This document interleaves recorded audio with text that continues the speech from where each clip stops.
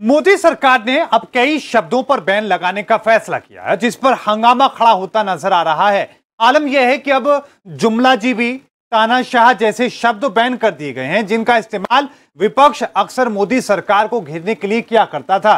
अब आप सोच रहे होंगे कि आखिर ऐसे कौन से वो शब्द हैं, देखिए इस रिपोर्ट में।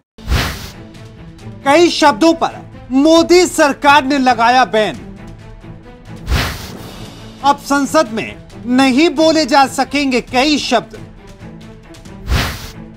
शब्द बैन करने के बाद विरोधियों का हमला। अब अगर संसद की कार्यवाही के दौरान कोई सांसद कहता है कि सरकार तानाशाह हो गई है या विपक्ष तानाशाही कर रहा है, तो संसद के नए नियमों के अनुसार इस संबोधन को असंसदीय माना जाएगा और इस संबोधन को संसद की कार्यवाही से हटा दिया जाएगा। यही नहीं, संसद में अब किसी को जयचंद कहना, विनाश पुरुष शब्द का इस्तेमाल करना, किसी को खालिस्तानी करार देना, यहाँ तक कि जुमलाजीबी शब्द से किसी को संबोधित करना भी असंसदीय माना जाएगा। लोकसभा और राज्यसभा में 18 जुलाई से शुरू हो रहे मॉनसून सत्र में ये नियम लागू हो जाएगा। लोकसभा सचिवालय द्वारा जारी किए गए नए बुकलेट में कहा गया है कि जुमलाजीबी, बाल बुद्धि, कोविड स्प्रेडर, स्नूप गेट जैसे शब्दों को लोकसभा और राज्यसभा में असंसदीय माना जाएगा। लोकसभा सचिवालय द्वारा जिन शब्दों को असंसदीय बताया गया है, उनमें कुछ बेहद सामान्य शब्द हैं और बोलचाल के दौरान धड़ल्ले से इस्तेमाल किए जाते हैं। इनमें अंग्रेजी के शब्द ashamed, abused, betrayed, corrupt, drama, hypocrisy जैसे शब्द शामिल हैं।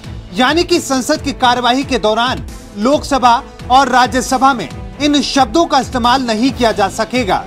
लोकसभा सचिवालय से अमर्यादित शब्दों की लिस्ट 18 जुलाई से संसद का मॉनसून सत्र शुरू होने से पहले आई है। इस लिस्ट में अंग्रेजी, हिंदी के कई और भी शब्द हैं, जैसे शकुनी, तानाशाह, तानाशाही, जयचंद, विनाश पुरुष, खालिस्तानी, खून से खेती, अराजकतावादी और तानाशाह जैसे शब्द शामिल हैं। इसका अर्थ ये है कि संसद में डिबेट और किसी अन्य मौके पर अगर इन शब्दों का इस्तेमाल किया जाएगा तो इसे सदन की कार्यवाही से हटा दिया जाएगा।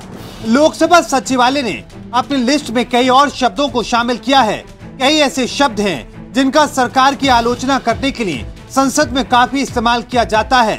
दोहरा चरित्र, निकम्मा, नौटंकी, ढिंडोरा पीटना और बहरी सरकार जैसे शब्दों को भी अब असंसदीय शब्दों की सूची में डाल दिया गया है, जिसके बाद विपक्ष भी सरकार पर हमला कर रहा है।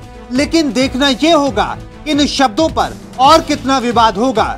मोहित चौधरी की रिपोर्ट, R9 न्यूज।